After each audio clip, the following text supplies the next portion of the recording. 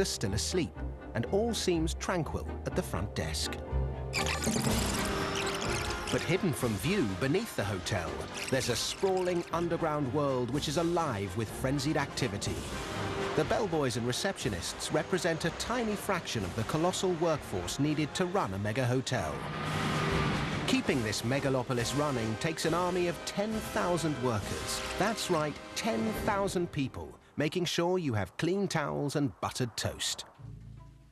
Up in room 101, Julia is looking forward to her morning shower. Back at home, Julia knows that if she's third in line for the shower, the water will be stone cold. But when she's staying at a fancy hotel, she expects a good hot shower even if she's number 2,000 in the queue. And heating enough water for more than 1,000 synchronized showers is a serious challenge. Having an extra big water boiler just won't do the trick.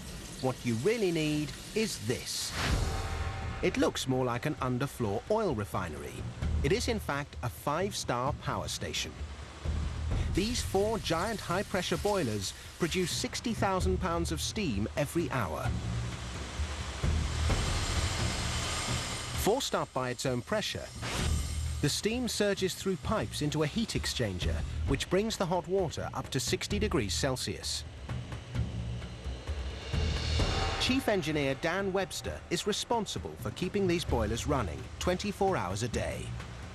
You can never deprive a guest of hot water, so he also has a couple of spare giant boilers, just in case. These machines are so powerful, the forces at work so huge, that if Dan or his team flicked the wrong switch, they'd have the world's first steam-powered spacecraft. If we see one thing that's not right, we shut it down. If one of these safeties should go, we could physically blow this boiler right through the building, and this thing could become a rocket ship if it was to blow up. But these boilers are buried deep in the basement, 130 meters below Julia's penthouse suite. So before she can hit the shower, Julia's hot water has a mountain to climb. These 4 200-horsepower pumps pressurize the water to 210 psi. That's 14 times atmospheric pressure. And they pump over 22,000 liters an hour to every extremity of the building.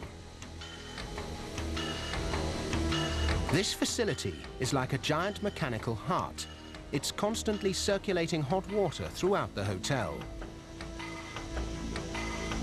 So the water in the pipes never gets cold.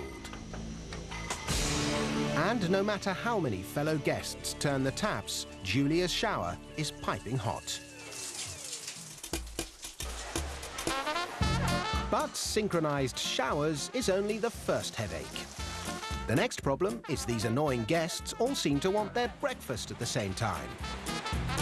As if to show off, the Mohegan Sun Hotel contains no fewer than 30 restaurants offering all kinds of food.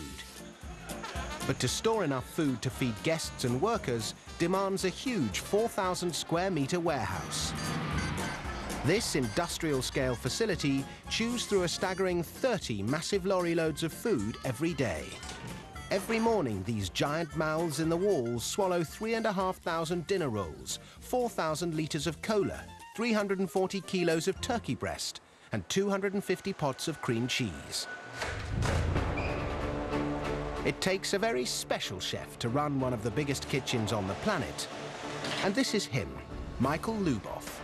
It's his job to order the food. His problem is he can't see into the future. There are hundreds of meals for the guests to choose from, but which ones will they go for? These are mussels. Go through about 100 bags a day in the buffet. So Michael checks the computer records of the day's servings. And if it looks like the Italian restaurant is running low on risotto rice, he orders another 40 kilos to be sent up. So when another customer craves it... Boy, this swordfish risotto and rice looks good. I think I'm going to have that. All the kitchens have to do is cook the risotto to perfection. And serve. Thank you so much.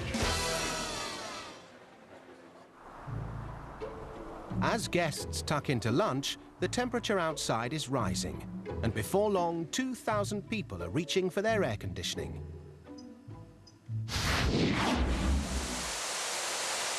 The aircon requires 100,000 litres of cool water per minute running through 2 kilometres of pipes. The water's cool to start, but by the time it comes out, it's hot enough to do your laundry. To cool it down again, it's run past a giant 4-metre wide fan, which sucks the heat out, and the water flows back into the system.